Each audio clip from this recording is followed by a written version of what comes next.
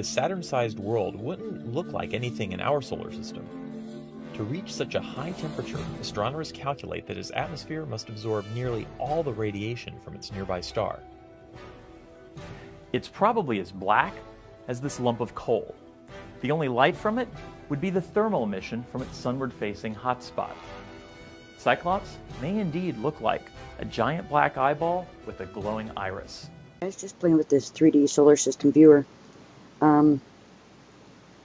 You know, I'm under the impression that this Nibiru planet might just be out there. So, what I did here was, I'm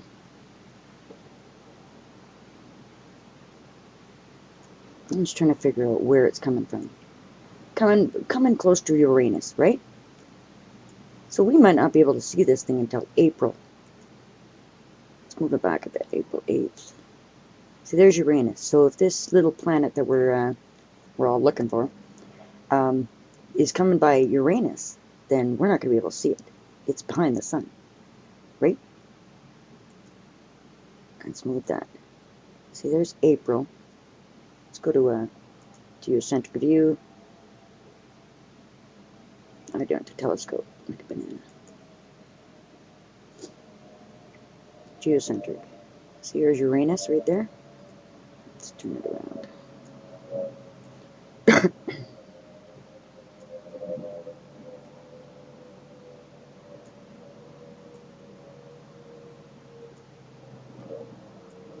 little bit of a lag here.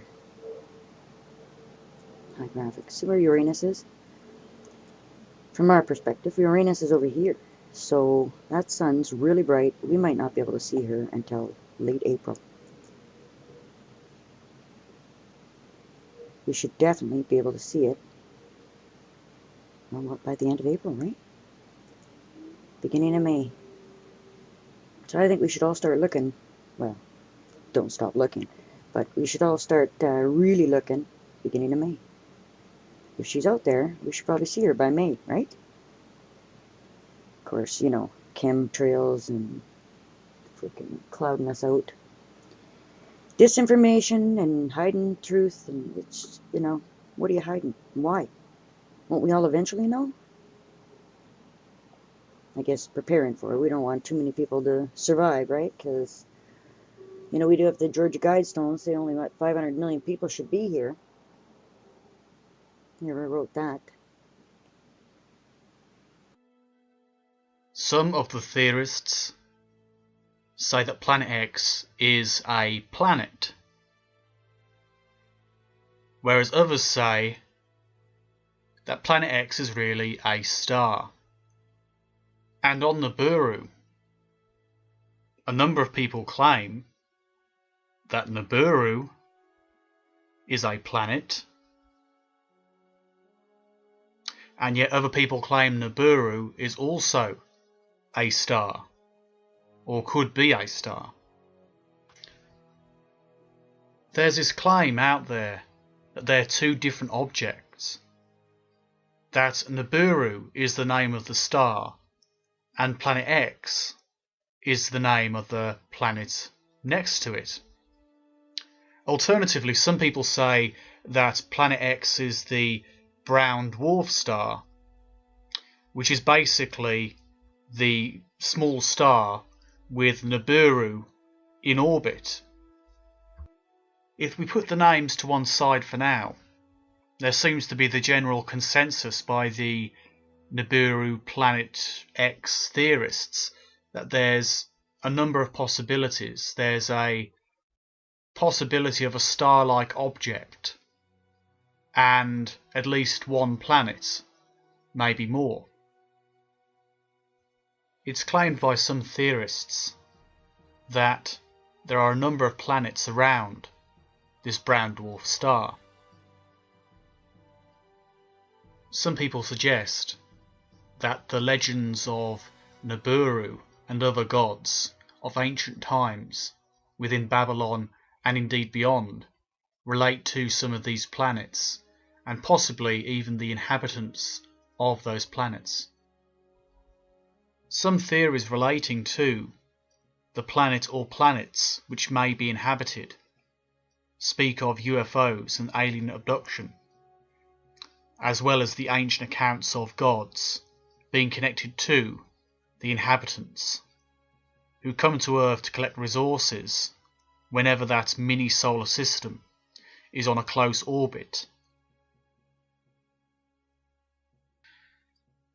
Many people out there believe the basic theory that there's a planet out there with a very long orbit. Exoplanets, because they have the most extreme conditions we've ever seen. Their official names, HD 149026b and HD 189733b, are based on the catalog numbers of their host stars. Personally, I'm going to call them something unofficial but easier to remember: Cyclops and Storm, the hottest and windiest known planets. Both of them are so-called hot Jupiters, a class of gas giants like the outer planets in our solar system. But their orbits would fall well inside that of Mercury, and that makes them hot. It also makes their years short, taking only 2 or 3 Earth days to orbit their stars. Our first exoplanet, Cyclops, can be found in the constellation Hercules, orbiting a sun-like star that's about 250 light-years away. Its day side is a blistering 2,300 degrees Kelvin, according to infrared Spitzer observations made by astronomer Dr. Joe Harrington and his team. That's a lot hotter than the inside of a blast furnace, and sets the record for known planetary temperatures. If we could actually see it, this Saturn-sized world wouldn't look like anything in our solar system. To reach such a high temperature, astronomers calculate that its atmosphere must absorb nearly all the radiation from its nearby star. It's probably as black as this lump of coal. The only light from it would be the thermal emission from its sunward-facing hotspot. Cyclops may indeed look like a giant black eyeball with a glowing iris.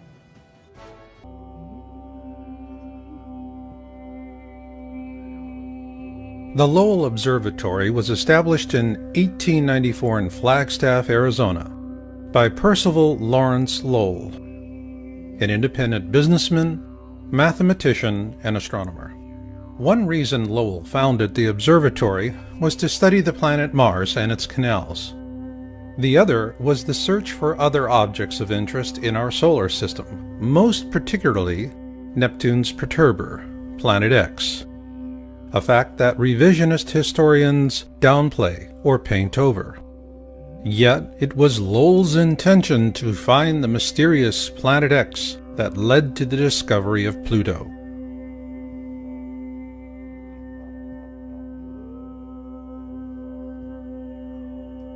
In 1929, 14 years after Lowell's death, a young astronomer by the name of Clyde W. Tombaugh was retained by the Lowell Observatory to carry on the search for Planet X. And on February 18, 1930, he discovered Pluto. At the time, astronomers believed he had found Planet X, Neptune's perturber. Consequently, the topic of Planet X languished for some time after Tombaugh's discovery.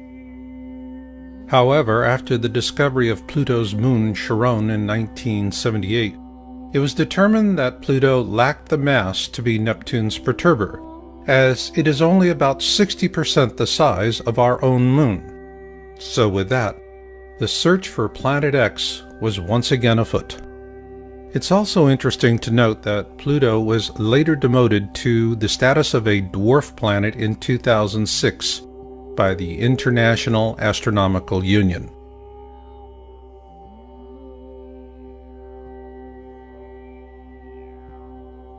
In 1950, Immanuel Velikovsky published Worlds in Collision, and he was viciously attacked by mainstream science, even though he corresponded frequently with Albert Einstein.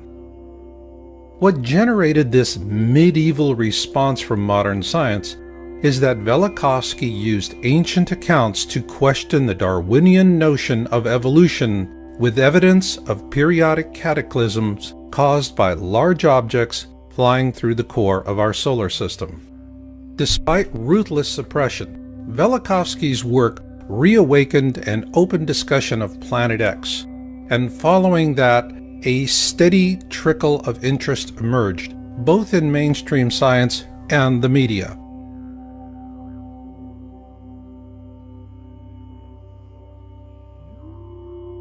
On March 3, 1972, NASA launched the Pioneer 10 spacecraft to explore the outer planets. However, according to government whistleblowers, the real purpose was to find Planet X, or at least to help narrow down the search field. An interesting aspect of Pioneer 10 is that it also carried a small gold anodized aluminum plaque designed by astronomer Carl Sagan, should the spacecraft be found by extraterrestrials. At present, communication with the Pioneer 10 spacecraft is no longer possible.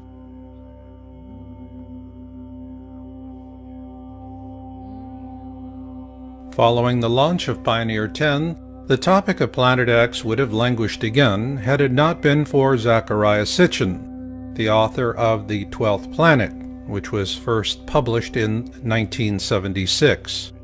According to his translations of ancient Sumerian texts, a race of beings living on a planet called Nibiru bioengineered early hominids on Earth to turn them into slaves for the purpose of mining gold.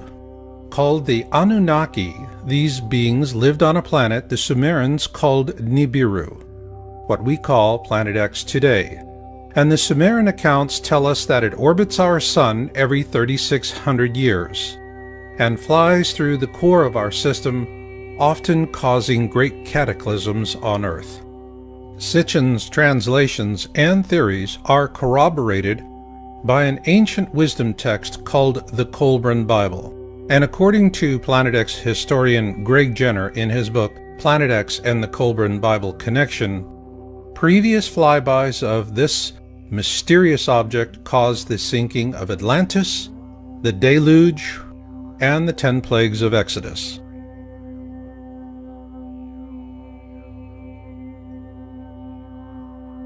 Although Sitchin was continuously mocked and attacked by fundamentalists, our government took his work seriously, and on January 25, 1983, NASA launched the Infrared Astronomical Satellite, IRAS. Its mission was to map the sky using infrared. According to NASA, IRAS was unable to complete its mission due to a failure in its supercooling system, and much of the data collected from the probe was classified and has never been disclosed. Several government whistleblowers say that this was a cover-up because NASA shut down IRAS after it imaged Planet X. Their accounts parallel an article published by the New York Times on January 30, 1983, shortly after the IRAS launch. Evidence assembled in recent years has led several groups of astronomers to renew the search for the 10th planet. They are devoting more time to visual observations with the 200-inch telescope at Mount Palomar in California. They are tracking 2 Pioneer spacecraft, now approaching the orbit of distant Pluto, to see if variations in their trajectories provide clues to the source of the mysterious force. And they are hoping that a satellite-borne telescope launched last week will detect heat signatures from the planet, or whatever it is out there. It is important to note that the term Planet X was also used to refer to a 10th planet. However, after Pluto was demoted to a dwarf planet in 2006, that definition became irrelevant. But what is relevant is what IRAS imaged and the consequences of those observations.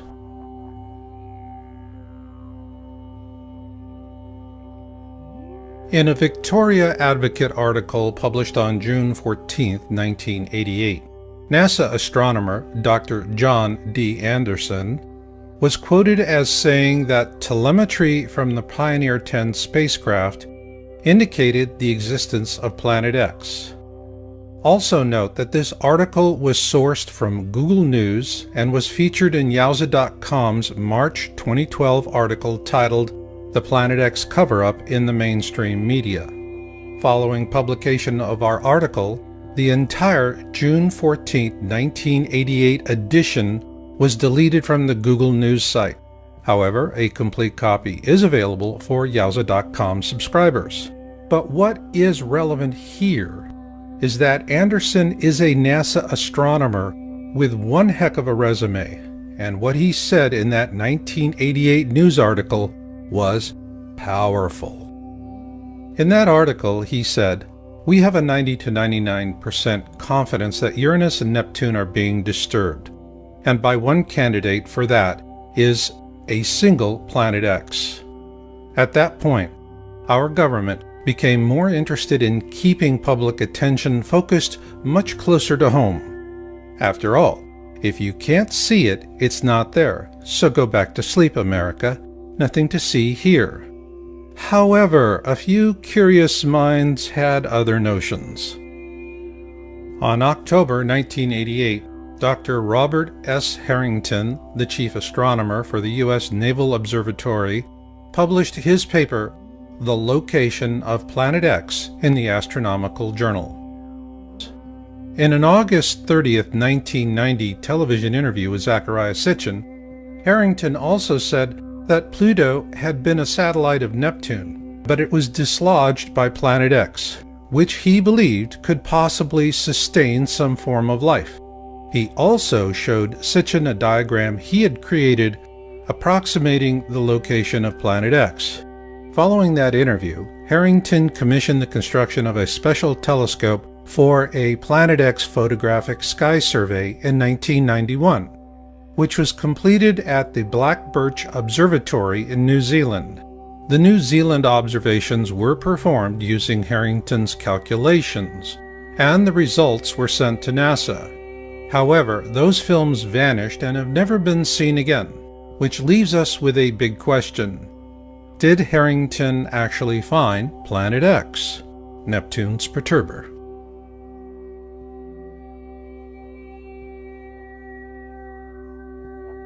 In 1992, Sitchin produced a documentary titled "Are We Alone in the Universe?" At the end of that film, Sitchin quotes a NASA press release from that same year. Unexplained deviations in the orbits of Uranus and Neptune point to a large outer body system of 4 to 8 Earth masses on a highly tilted orbit 7 billion miles from the Sun.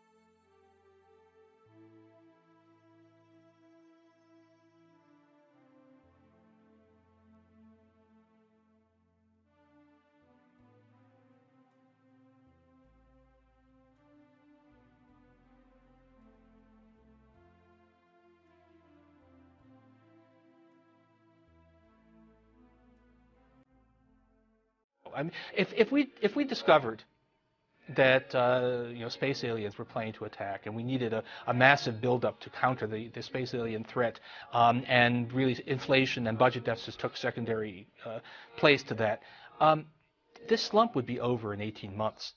And then if we discovered, whoops, we made a mistake, there aren't actually any space aliens. So we need Orson Welles, is what you're saying. No, there was a Twilight Zone episode like this in which scientists fake an alien threat in order to achieve world peace. Well, this time we don't need it. We need it in order to get some fiscal stimulus. You to vote on the news, and here's the winner. There's a huge, hidden, heavenly body right here in our solar system. Evidence is mounting that either a brown dwarf star or a gas giant planet is lurking at the outermost reaches of our solar system, far beyond the planet Pluto. According to the British newspaper The Independent, the object is 4 times the size of Jupiter. Experts say the presence of such a massive object could explain why a barrage of comets has been coming from that direction.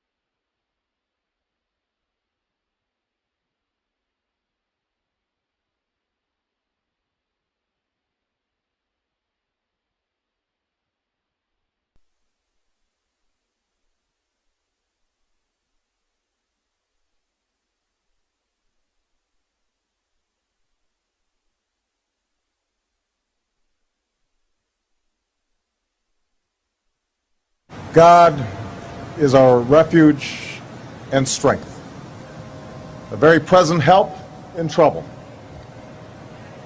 Therefore, we will not fear, even though the earth be removed, and though the mountains be carried into the midst of the sea, though its waters roar and be troubled, though the mountains shake with its swelling. There is a river whose streams shall make glad the city of God, the holy place of the tabernacle of the Most High. God is in the midst of her. She shall not be moved.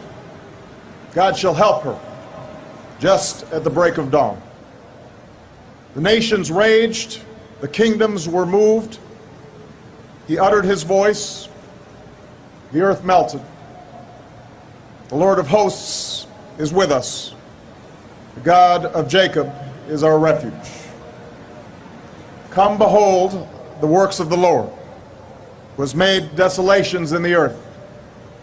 He makes wars cease to the end of the earth. He breaks the bow and cuts the spear in two. He burns the chariot in fire. Be still and know that I am God. I will be exalted among the nations. I will be exalted in the earth. The Lord of hosts is with us. The God of Jacob is our refuge.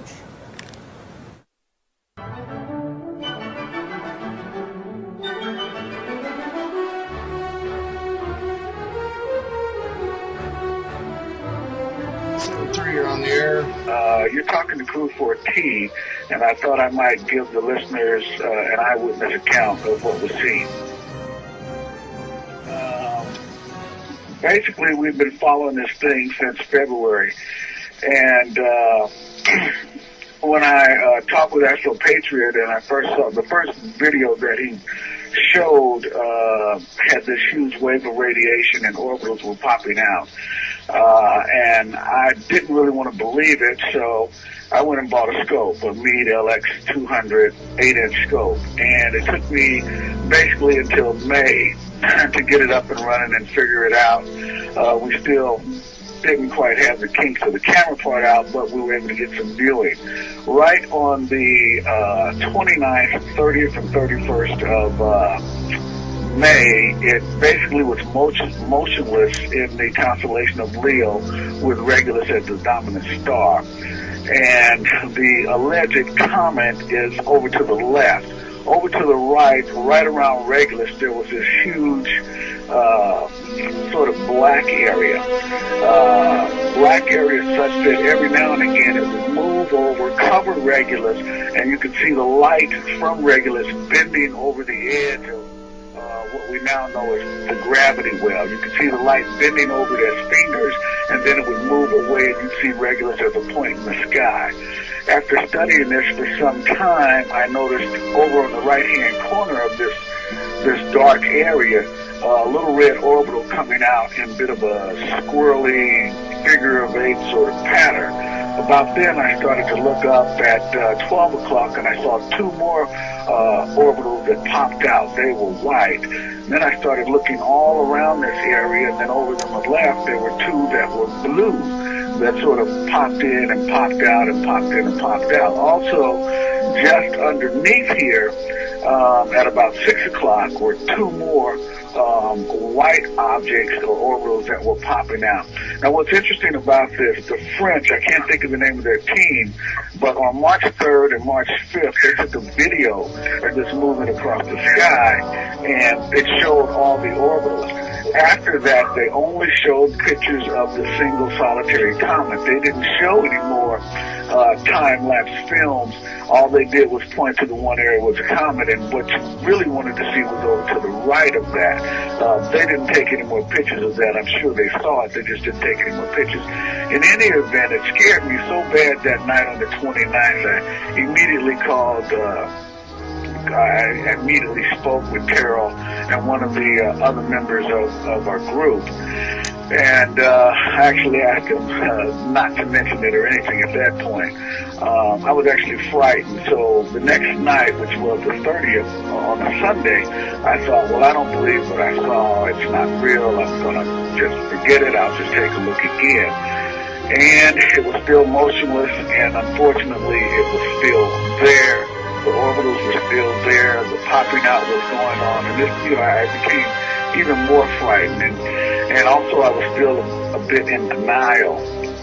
Until finally on the third night, I said, I'll forget what I saw the last 2 nights, and I'll look again this time on the third night. And on the third night, exact same thing. It was still motionless. The orbital cloud, I don't mean the orbital cloud, but the gravity well was still bending light over at Regulus and then moving where you could see Regulus. The red orbital was still coming out, doing a real squirrely orbit. The 2 on top were there, the 2 on the left, and the 2 on the bottom. And, at that point, I couldn't convince myself of that I didn't see what I saw. I'd seen it 3 nights in a row. It didn't go away, and the consequences of that have caused me to make urgent changes in my life and my habits and so forth.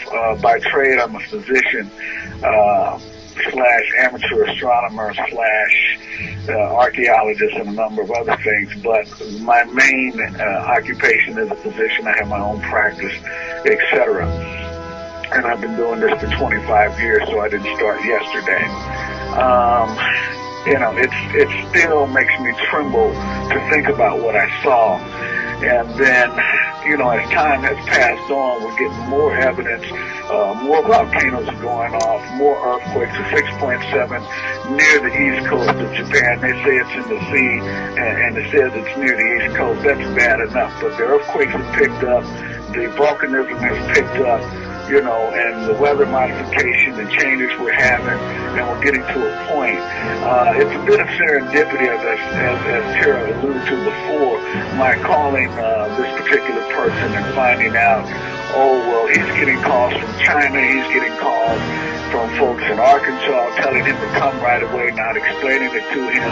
And I just happened to call because I sent him an email, and I said, hey, I really don't need these. It's not the money, I'll buy something else. And then he got curious, well, you're in Missouri, he said. And I said, yeah. And he said, well, what do you need with, Arctic sleeping bags?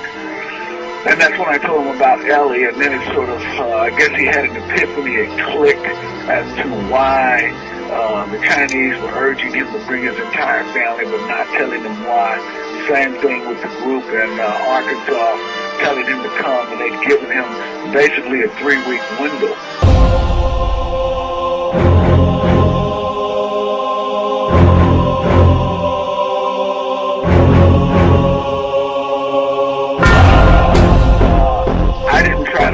Time to notice that it coincided with the 7th of July and the crossing of Saturn's orbit.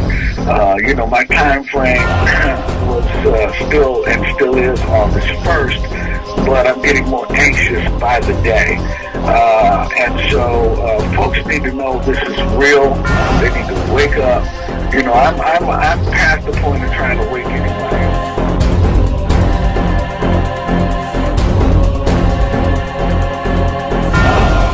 Mexico at the Paiute Indians, the cliff dwellers, and the problem with them was the elevation is too high. You don't want to be that high. You want to get out of that area. There are 4 or 5 volcanoes in New Mexico, and they're all going to blow up towards that area, so you don't want to be in that ash fallout.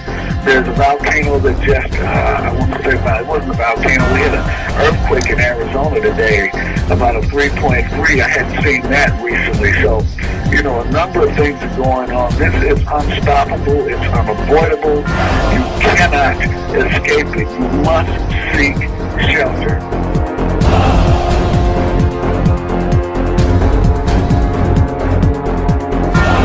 Answer really quickly and then continue from the chat room. Wants to know if you're talking about Planet X or Elenin, and I don't think I've never thought Elenin is Planet X. Terrell's pretty stuck on that, but I think Elenin, as a result of it, it's a comet that's been kicked in. Elenin is extinction level event, Nibiru is near. Right. Does that explain it?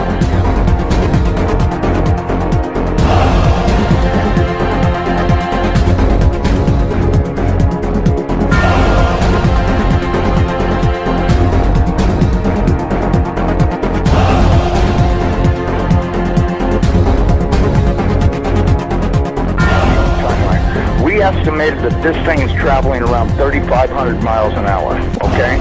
Okay. That was our estimate of its speed. Now, it has been picking up speed, and that's the reason why we think it's going to arrive early, because when it comes around the backside of the sun, it's got to double that speed in order to attain breakaway speed to leave the sun and not wind up orbiting it. It's never orbited the sun in the past that we know of, so that means that it's going to have to attain breakaway speed to head back out into space. Now, you look at the NASA videos, photos, and all this other crap those morons put on the internet.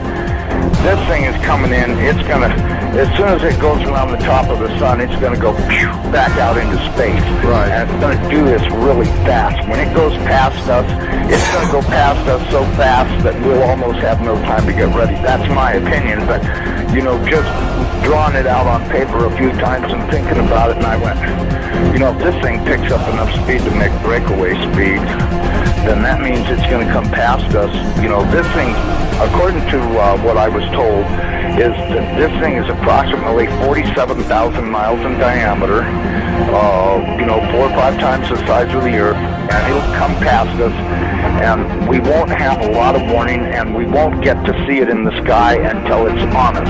I think the NASA timeline is completely off. I think this thing's going to arrive much earlier than they say it is. You know, I know they're saying October, but, you know, if you look at the, you know, now, I was told that the poles are not shifting at 42 miles a year. They're shifting at 42 miles a day. And the reason is because this planet is rolling over to face this thing. Now, when it goes by, it's not going to push our North Pole away. It's going to grab our Southern Pole with its Northern Pole, and it's going to be like somebody kicked this planet in the ass. That earthquake that it talks about in Revelations, when the opening of the sixth seal comes, from what I've been told, that's very accurate, because that's exactly what's going to happen. There's going to be a massive earthquake when it locks onto us. As it goes past us, we're going to follow it right upside down. The oceans are just going to be roaring from pole to pole, as you could well guess they would, because if you take a planet that's 7,000 miles across and roll it upside down in 30 minutes, you're going to have some real serious problems with wind and water. We should be preparing to expect this thing to show up anytime. That's what's going to happen. Hopefully nothing in this mess will hit us, even though it does say it will in the Bible, leastwise it does in my Bible. It says we can expect all kinds of problems.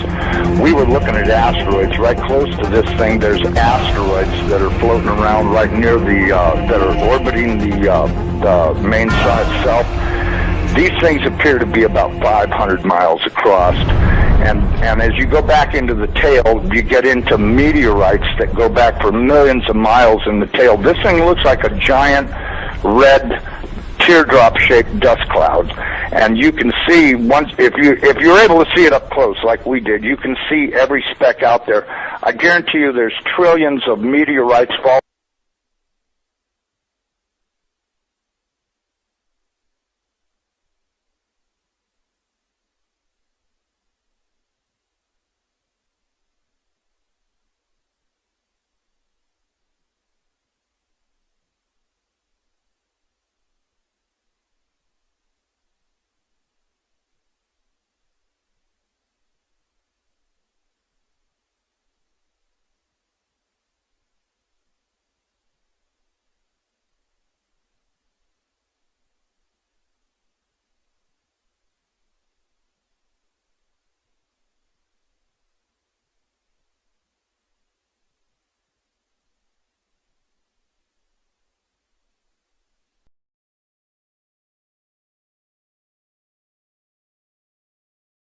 The Assumption Parish officials are testing newly discovered gas bubbles near the Bayou Corn sinkhole. Workers from the State Office of Conservation and contractor CB&I have taken samples of the gas bubbles to determine their source, although officials acknowledge the bubbles likely are connected to the sinkhole. Parish officials say the new bubble site in Grand Bayou is about 1/3 of a mile north of Highway 70. Scientists think the gas presents an explosion risk for residents, and that's why the area has been under an evacuation order since the sinkhole's discovery 18 months ago. It's about 700 feet wide, more than 150 feet deep, and it's growing. This giant sinkhole in Texas appears to be swallowing everything in sight. What might have begun as a crack in the ground has grown into something much more menacing. I'm going to go down with a ship. For residents in Dicetta, Texas, the sinkhole is taking on a life of its own. I've been through fires, I've been through floods, nothing like this. Never imagined we'd ever go through something like this. Geologists are still trying to figure out what caused the sinkhole and if there's any way to stop it. Officials say the sinkhole's growth has slowed overnight, while local residents are keeping their sense of humor, naming it Sinkhole de Mayo. This is Dabu 7, and you were looking where a drone had went down to the edge of the sinkhole and caught a lot of good footage here of the inside of the sinkhole, the depth. I got it on the backup channel. I'll leave a link. Also has footage of everything going down and crashing through the floor. So I'll leave a link so you guys can check that out. And now we have a new sinkhole opening up. They've evacuated homes.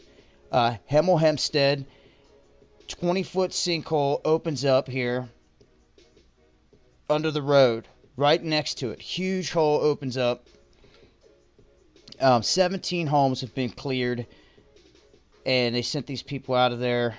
They wanted everybody around completely out. And as you can see here, it's approximately 30 foot wide, 20 foot deep. With this guy standing, I mean, that shows a pretty good view of it right there. But, you know, they have a good point. They're saying that they're trying to blame this on the weather, and that it's because of all this massive flooding and water and all that they're seeing all this. But they're saying that, hey, we've been seeing this before this. So, regardless, I wanted to update you guys. Another huge sinkhole opens up here. All that had to do was give way right where he's standing, and people are dead driving along that road. So, be careful. Eyes on your surroundings at all times.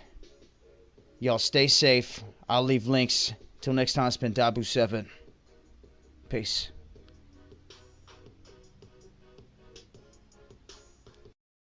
The most powerful earthquakes in the history of the United States happened along the New Madrid Fault in 1811 and 1812.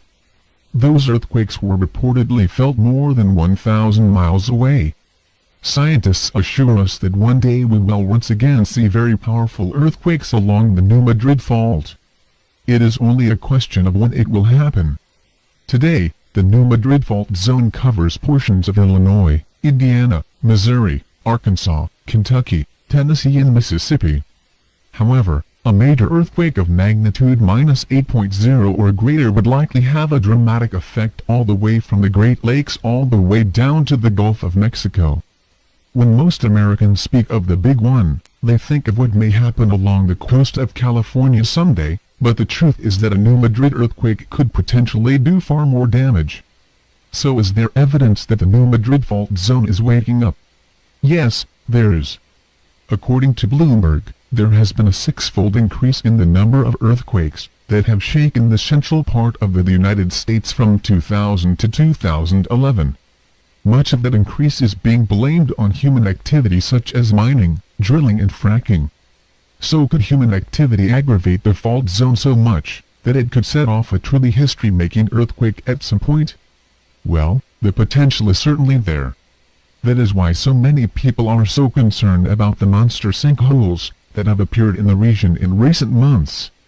For example, a massive sinkhole down in Louisiana is now over 8 acres in size, and it has forced hundreds of people to flee from their homes. You can see video of the Louisiana sinkhole right here. Over in Ohio, a giant sinkhole has suddenly formed that is more than 30 feet deep and that is the size of 4 football fields. That sinkhole caused part of State Route 516 to collapse, and authorities say that it will likely be closed for many months. You can see video of the gigantic sinkhole in Ohio right here. Are these monster sinkholes an indication that major earth changes are coming along the New Madrid Fault? Has reckless human activity awoken a sleeping giant that we should never have messed with? The sinkhole down in Louisiana is of particular concern because it has been venting natural gas. A few days ago it reportedly burped, which sounds kind of ominous. Could we see some kind of an explosion at some point? Many of those living in the area may not be able to return to their homes for quite a long time. The following is from a recent Huffington Post article at the 8-acre Bayou Corn sinkhole in Assumption Parish. Owners of slab houses are waiting for methane gas monitors to be installed in December. The sinkhole deepened in November and coughed up debris and hydrocarbons late in the month. Cypress trees fell into the gap. Residents are watching natural gas being flared from the site and are ventilating homes, while bayous around them bubble.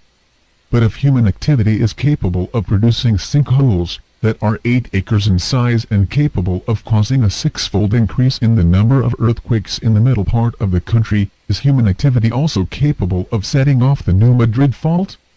Sadly, even most Americans that are living in that part of the country don't really understand how incredibly massive and how potentially destructive this fault zone actually is. The following is from a recent report from WREG in Memphis, Tennessee. Many people don't realize that North Alabama lies in the impact zone of the New Madrid Fault line, a sleeping giant that is approximately 20 times larger than California's famed San Andreas Fault. The biggest earthquake in the United States history happened in the New Madrid seismic zone in 1812, and in just the last few weeks, activity along the fault line is starting to heat up. If the earthquakes that happened along the New Madrid Fault zone in 1811 and 1812 happened today, the devastation would be unimaginable. Back then, there were not that many people living in the area. But even so, the destruction was incredible. Accounts of the 1812 quake vary, since there were no measuring instruments at the time, but most geologists say evidence shows it was at least a magnitude 8 earthquake, and possibly a 9 or higher. The shaking was so intense that church bells started ringing as far away as Boston and New York. Chimneys toppled from the deep south to Canada, and President James Madison was awoken by the violent shaking as he slept in the White House. Eyewitnesses said it even caused the Mississippi River to flow backwards for a time. Unfortunately, there are now indications that the fault zone is becoming more active, as a recent Examiner article explained Tuesday evening. 2 shallow earthquakes, although small, were felt in Mount Carmel, as well as 5 miles outside Edmond, Oklahoma. Illinois had the largest at 3.6 magnitude, leaving Oklahoma with a smaller 2.9 magnitude quake, as reported by the USGS. The fact that both of these quakes were shallow and follow on the heels of Kentucky's 4.3 just 10 days ago makes the questions begin to fly. Is the New Madrid waking up? Is it gearing up for the big one? When Key experienced a 4.3 2 weeks ago, it was felt across 10 to 12 states.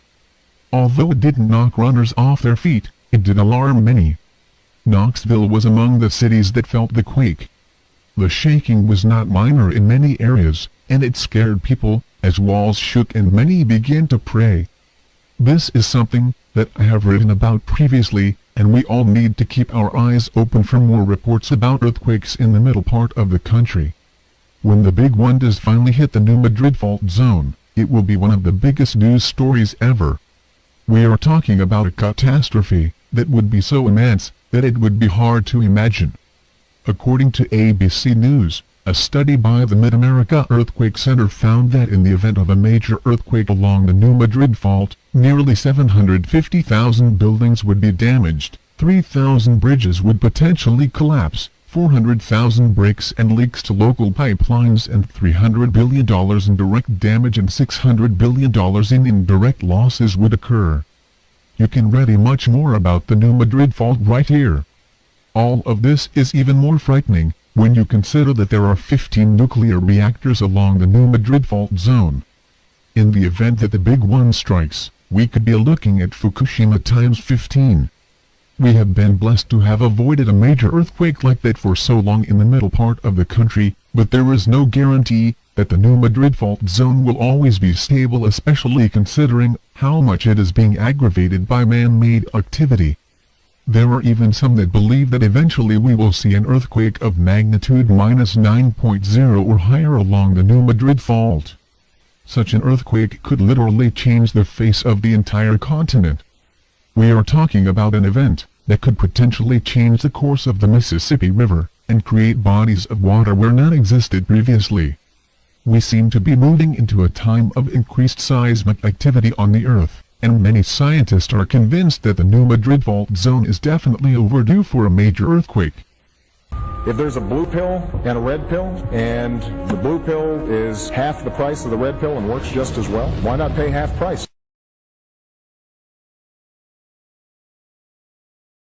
Massive sinkhole in Bayou Corn are inches away from seeping into the freshwater bayou.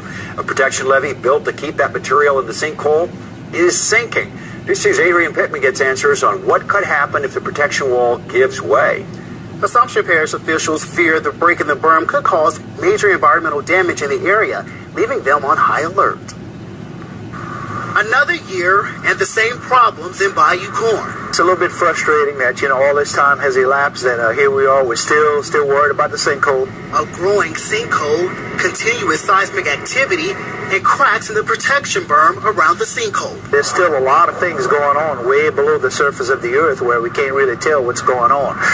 If that south berm is still subsiding, still cracking, that means something's happening down below. Since last week, activity along the sinkhole has stopped because increased amounts of micro-earthquakes. Because of those small quakes, the protection wall is dropping into the sinkhole. At this point, you would think we'd have a clearer picture in our mind as far as what to expect in the future, but that future is still very cloudy right now. Since October, the berm has dropped a total of 4 feet, and within the last week, it's dropped a foot alone, leaving residents and officials here in Assumption Parish concerned.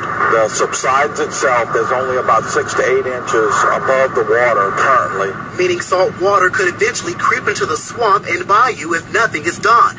Take a look at these pictures. You can see how much the berm has sunk since last week.